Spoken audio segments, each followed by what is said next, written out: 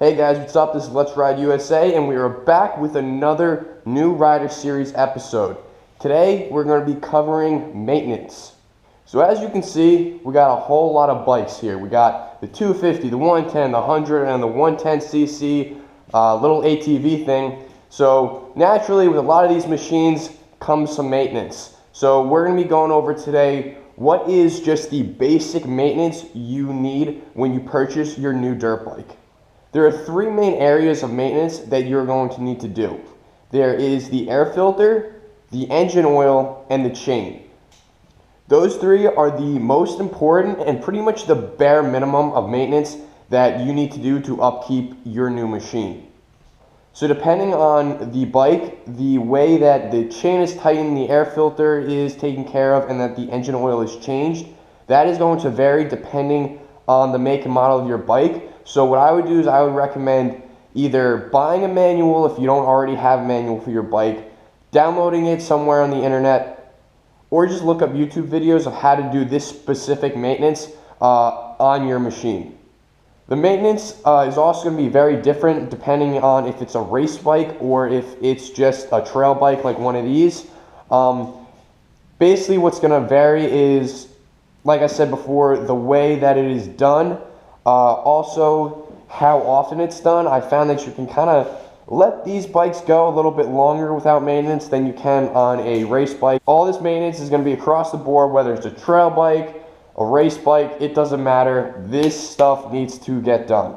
So the first area of maintenance that you need to do on your bike is adjusting the chain. Right here, I have adjusted the chain on my YZ250F and it is perfectly adjusted. Usually you want about 3 fingers in there of slack. That's kind of what the universal rule is. However, on the 250, I tend to go a little bit more in depth. I think my manual recommends 2.1 to 2.4 inches of slack, so I actually do take the ruler out and measure it. Whereas on these mess around bikes, I just use the 3-finger rule and you should be good to go. Now, I'm going to briefly cover what is the basic way to tighten the chain. Like I said, it's going to vary depending on your make and model, and this isn't going to be too in-depth, but this is just the overall synopsis of how to do it. I'll demonstrate it on the 110 right here. So basically, you got your 2 axle bolts right there and right there. What you're going to want to do is you're going to loosen both of them, not too much, but just loose enough so that the rear axle will be able to move back and forth. Also, you're going to want to put the bike on a stand, makes it a lot easier, and is pretty much just the way that it's supposed to be done. And then on both the left and the right, you have adjusting bolts. So what you do is you just put the wrench on there, tighten it up, and then once you have it tight, or pretty much tight enough, then you want to go to the right side of the chain and then do the exact same thing, tighten that up, and make sure that the tick marks are lined up. You know that the rear wheel is straight, check the chain slack, and that is basically how to tighten the chain. It's also very important to lubricate your chain. I do this every couple of rides. All you do is put the bike up on the stand, take a little bit of chain wax or chain lubricant. Let's see if I got some in here.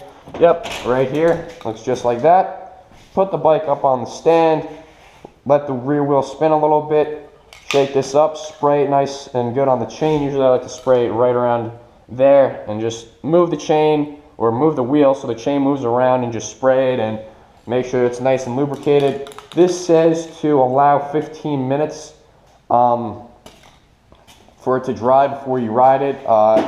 Sometimes I just spray right on the 100 and go. 250 I always wait just because it's 250.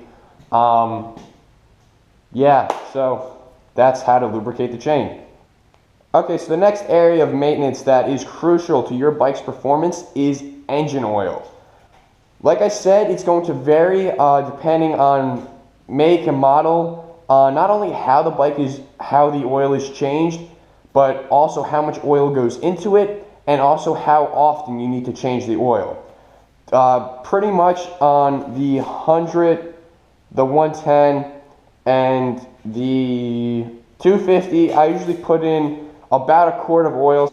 Sometimes it's a little bit more, like when I do the oil filter change on the 250, I do put in a little bit more oil because I go by exactly what the manual says. That is why it's extremely important to have a manual. I just like to do everything by the book. That's why I think the manual is essential to have.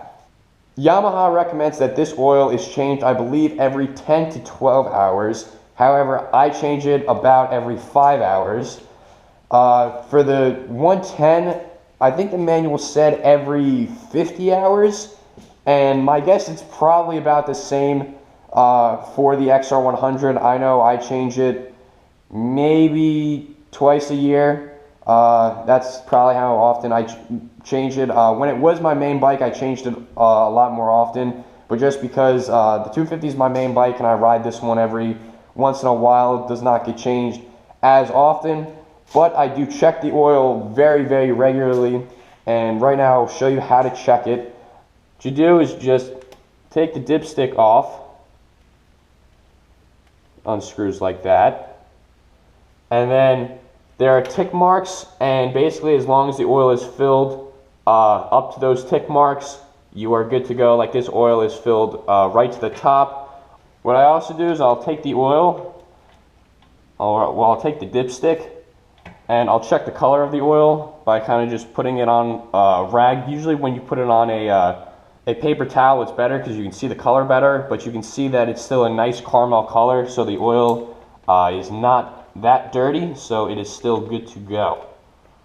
So that's how you check the oil if it uses a dipstick, but the 250 and also the 110, they use a window, which is right there. It's kind of hard to see, but that's a lot easier. It's just a little window, and you can check the level of your oil. Also, it's nice because you can see exactly what the color of your oil is, so I think that's a really cool feature, and that's why I do prefer the window over the dipstick method.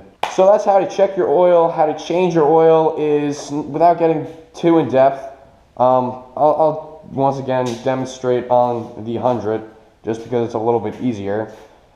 Underneath there is a drain bolt, and what you're going to want to do is take a container, put the container underneath, loosen up the drain bolt, let the oil come out, and basically just drain the oil. Also, what you're going to want to do is remove the dipstick to allow it to flow a little bit better. Also, you want to heat up the bike before you do this, so just start it up, let it warm up, shut the bike off, and then drain the oil. Once the oil is done draining, put the drain bolt back in, screw it on, make sure it's nice and tight.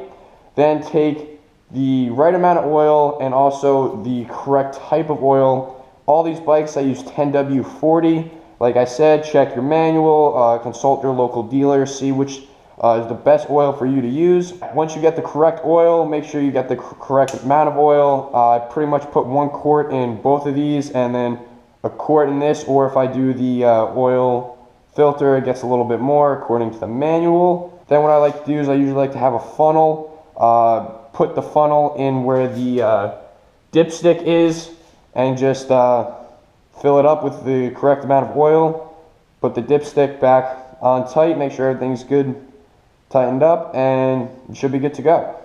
Then you're going to want to run the bike for a little bit, warm it up again, then check the oil, make sure that the oil is at the correct level.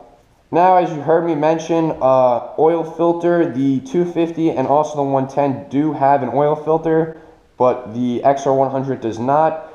Basically, it's just a little filter that, filters the oil, and I change that every other oil change on this bike.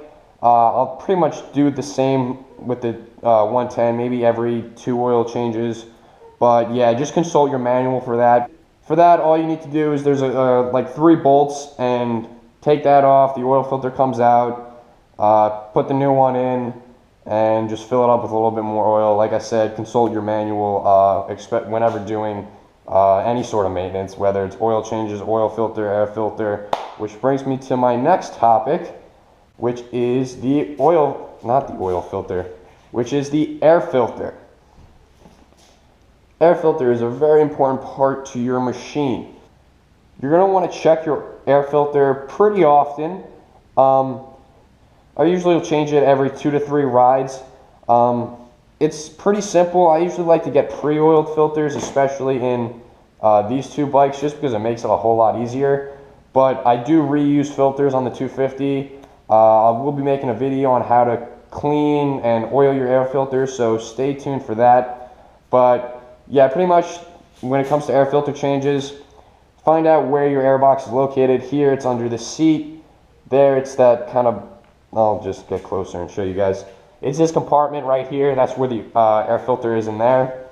And all you need to do is open it up, remove the air filter, take a new one, put it on, and it's pretty simple process. Like I said, it's very easy if you're going to be using pre-oiled filters, but if you are not using pre-oiled filters, then you do have to worry about cleaning it and then re-oiling it, but I will be putting a video out about that very shortly.